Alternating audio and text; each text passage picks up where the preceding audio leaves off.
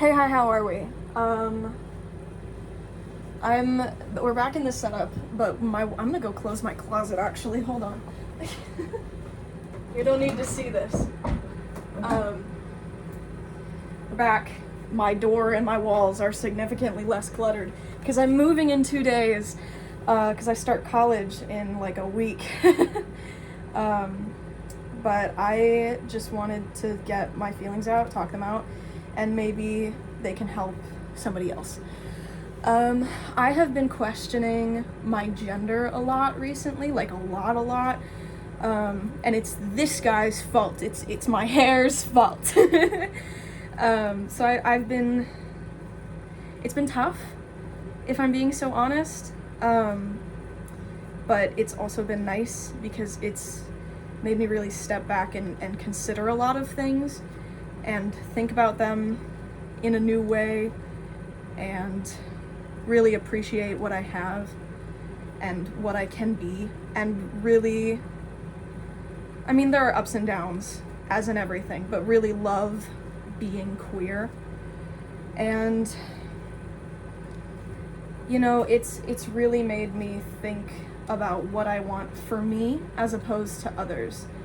Like, the main thing I'm concerned with is that I want to transition. There's a part of me, a large part of me, that really does believe, and I don't know for certain, but I'm pretty fucking sure that I would be a lot happier if I medically transitioned.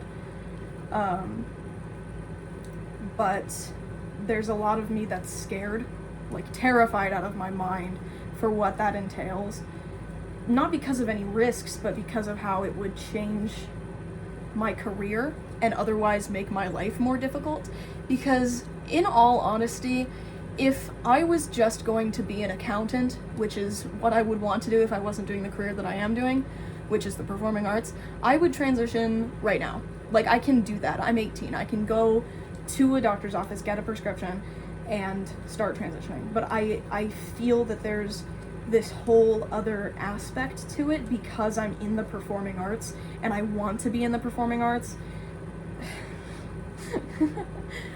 For now, I want to be in the performing arts. I've had a wild year, in terms of my career and direction in life. Wild couple months, wild couple weeks, wild couple days. Everything feels like a whirlwind that I have no control over and I don't know how to interpret, which is part of the reason why I'm sitting down to say it all out loud. But I've always kind of known that there was something different about me. Like, in a way, I've always known that I was queer. I've always known that I was neurodivergent, and like those things intersect because the way that I see the world is different from how cis, straight, neurotypical people see the world. And like, although those things are very different, like, they overlap in a lot of ways. Like, I was never comfortable with social conventions, particularly the ones revolving around gender and romance. Like, you know, and only not sex, because you don't get to that until like you're a person. Whereas with romance, it is pushed on small children. Like, parents will be like, oh, is that your girlfriend? When it's like two toddlers of the opposite sex, of like opposite sexes, standing near each other. Like, you know what I mean? Like, that shit, my parents never did that, and thank God. But it is, you know, it's unavoidable, and a lot of parents do it, and it's something in our society that like I never understood, I never felt connected with, and like I always felt like I was on the outside because I didn't understand it. And part of that was neurodiversity and just not understanding social cues and social constructs. But, you know, a lot of it was also being queer. Like, as I got older, like, a lot of things just didn't make sense to me. And things that were happening to everybody else didn't happen for me. Like, I'm aromantic, and, you know, when everybody was getting crushes, it sounded like a medical condition and something to be concerned about. Like, what do you mean you're scared when you see somebody and that means that you like them? That doesn't make any sense. And, like, what? You look at somebody and you're like, yes, you are a candidate for spending my life with. And then you try it out without knowing them first? That's weird. That's insane. What do you mean? And, you know, my queerness has given me a lot of different perspectives on the world, and I love it for that. Like, it was difficult to come to terms with, and it is difficult to come to terms with, that you will never live a normal life. But I am of the opinion that a normal life is kind of fucking boring. Like, you don't ever think about what it's like to live as somebody else? And, like, I mean that in a trans way. Because, back to the gender things, like, I never felt connected with girlhood or as I grew up, womanhood. And I, you know, mostly because boys could get away with more things, I wished I was a boy a lot. Which, you know, when I was first questioning my gender years ago, I was like, does that mean that I'm trans? And I settled on no, it means that I'm non-binary. And there are no symptoms for being trans because it's not a disease. Like, it is something that only you can decide and only you can label.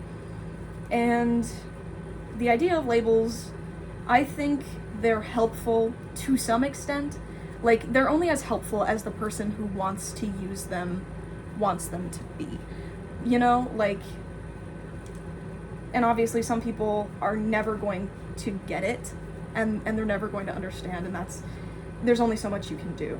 But what I experienced when I lived the 3 years I identified as non-binary, I was not respected at all for the way that I saw the world and the way that I thought of myself fitting into that world. And I think a lot of it was because I was young, but at the same time, it was also kind of new. And I think, like, something that's been difficult to admit is that I probably would still be non-binary if people had just respected me more.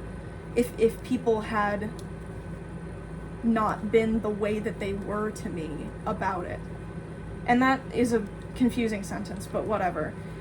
And while a large part of it was the fact that I felt, and I still feel, that the term non-binary, as it went into the mainstream and became more accepted, which is objectively a good thing, and I'm not saying that it's not, shifted from the what it was supposed to be.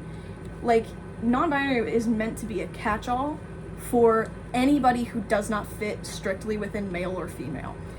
And I think when people were first starting to learn about it in, like, public and in mainstream, they went, oh, third box. Not what it is, not what it was supposed to be. It was supposed to be literally anything that does not fit into the two boxes that we already have. It was never meant to be a third box. For some people, it is a third box, and that's completely valid, but non-binary was never meant to be the third box. And then it was, I think. And that, I didn't fit in the third box. I didn't fit in any boxes.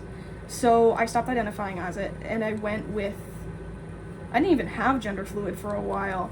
Like, I was just kind of like, oh, I don't fucking care. Call me whatever you want, just not really she all the time. Which nobody ever did, because I wear eyeliner and have C-cup tits. Which, to everybody around me, says girl. Except for my queer friends, because they get it with a capital G. But where was I going with this? Like, questioning my gender again now, I'm running into a lot of those same problems where, like, what I feel internally is strange and confusing because it doesn't fit into any box that I have found that society would recognize and respect. Because I frankly do not have the energy to identify as something that I would have to explain and defend. Like, I can't do it. I did it for 3 years. It was miserable. It made me miserable. I don't want to do it again, which sucks. It sucks that that's a thing that I'm considering in trying to figure out a way to present myself to the world. But it is, and that's where I'm at. So for a while I was fluid because I gave up. I gave up on trying to make myself be seen how I wanted people to see me because I knew they would never respect the nuance that I felt with it. And to some extent that's where I am now. Like, even though I'm still questioning and like maybe I am a man, like, because that's what I've been yeah, I think I will still say fluid because if I am a man, I'm a feminine man. And this sounds like I'm quoting Man or Muppet, but whatever. And, you know, that will not get a lot of respect or have me be taken seriously. And again, it sucks that the world is the way that it is in the way that is something that I have to consider for my own well-being is how will others perceive it. Because I am of the belief that your gender is yours. And, you know, the only person it should matter to is you. And clearly I don't practice what I preach, because I am scared of how other people will see me. And I don't want to be the reason that somebody doesn't accept trans people.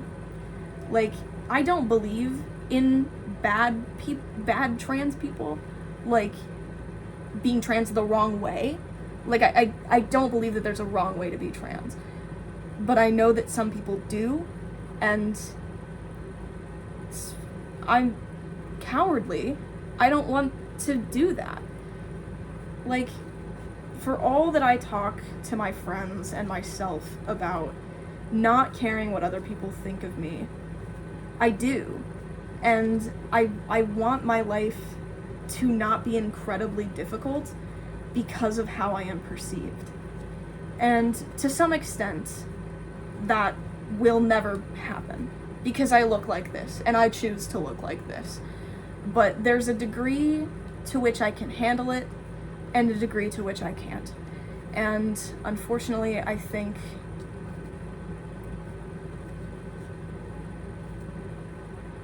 my gender crosses that line. And it sucks. But that is the way that it is. And, you know, if I was going into a normal job, a normal profession, I would wholeheartedly transition and just live in the way that I want. But I'm going to the performing arts, which I love and I want to do more than anything, I think. But and because of that, I feel that I can't transition because it will affect my career in a massive way. And of course, if there was ever going to be an industry that it would be okay to be trans and transition in, it would be the performing arts. But because I'm mostly doing musical theater, or that's what I want to do, like, they judge you based on your voice. And I'm a damn good mezzo-soprano, and I have no reason to believe that I will be as good or better as a tenor or baritone. So if I'm going to make my career work, I have to sacrifice my own happiness in my body in order to just be a mezzo long enough to make enough money that I can fuck off to the woods for 3 years and transition and then come back. Like, does that make sense? Because when I tell my friends that, they look at me like I'm insane for even considering sacrificing something that I want. But yeah, this all has made me really recontextualize how I feel about my queerness. because I'm at a point in my life where I can be very proud of who I am. And it's hard sometimes, but I really do love being queer because of the different perspectives it gives me. I love being aromantic.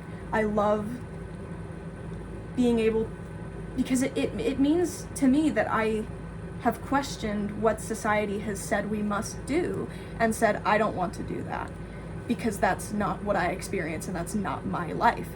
Like, to some extent, I think a lot, this is conspiracy theory territory. I think a lot more people are aromantic than they may realize. They just never question it. And they get into partnerships with their best friends, but they don't have romantic feelings, but they think that they do because that's what's expected, if that makes any sense at all. But I questioned that and I said, oh, I don't experience this the way we're supposed to. What can I do about that? And you know, that means that I don't have to worry about crushes. I don't have to, well, I do have to worry about people liking me and then not being able to reciprocate that. Like, that part sucks, especially when the person will keep pursuing you. Not that I have any experience with that, but, and I hope it's clear that the way I said that means that I do have experience with it and it sucks. But so that's something that I worry about as an aro person is but a lot of people are decent enough that they won't do that. I don't want to scare anybody. If you tell somebody, hey, I don't feel this way, they should respect that, and it's not your problem if they don't. I mean, it is because you have to deal with it, but like, it's not your fault. It's theirs. Yeah. Shit I wish I could have said to myself 5 months ago. But I love the way that being aromantic has changed the way I see the world and the way I view partnerships with other people. Like, I love that. I absolutely love it. I can't explain it really that well, because it's complex and it's confusing. But like, I love having gray area, because the way that I show strong platonic and physical attraction looks a lot like romantic attraction, but it's not. And I love that it's not, because it's mine. In a way. Like, that's the way that I show people that I love them. It's special, and I love that. And I love being in a community that also loves that. And I think there is not enough aromantic joy in the world. I think there's a lot of, oh, I'll never be normal, I'll never fall in love, like, I'll never do all these things that everyone says are wonderful. You can. Nothing's stopping you. Like, move in with your best friend. Move in with your best friend, do it. Like,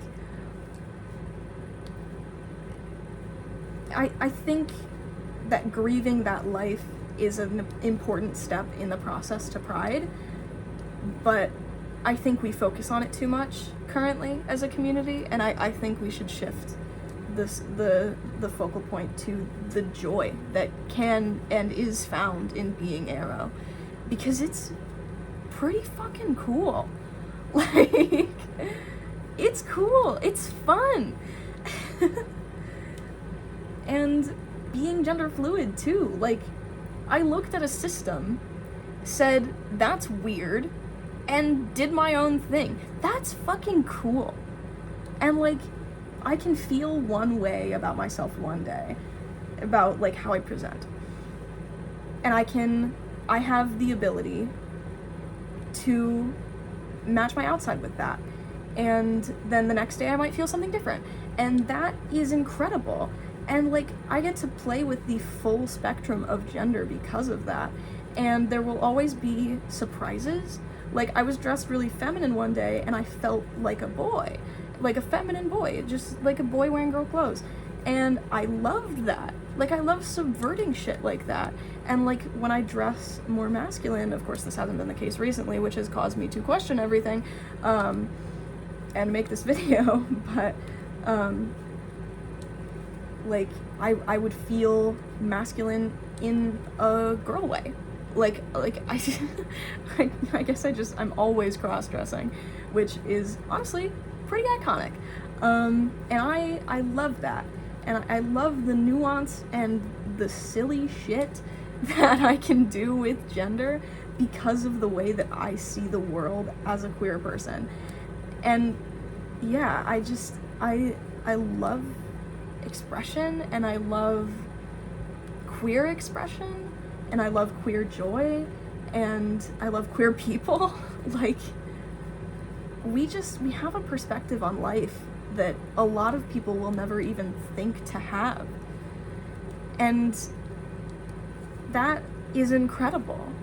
And I think it's important to recognize that, because while it can be scary and it makes our lives harder, especially depending on where we are, it is also a gift.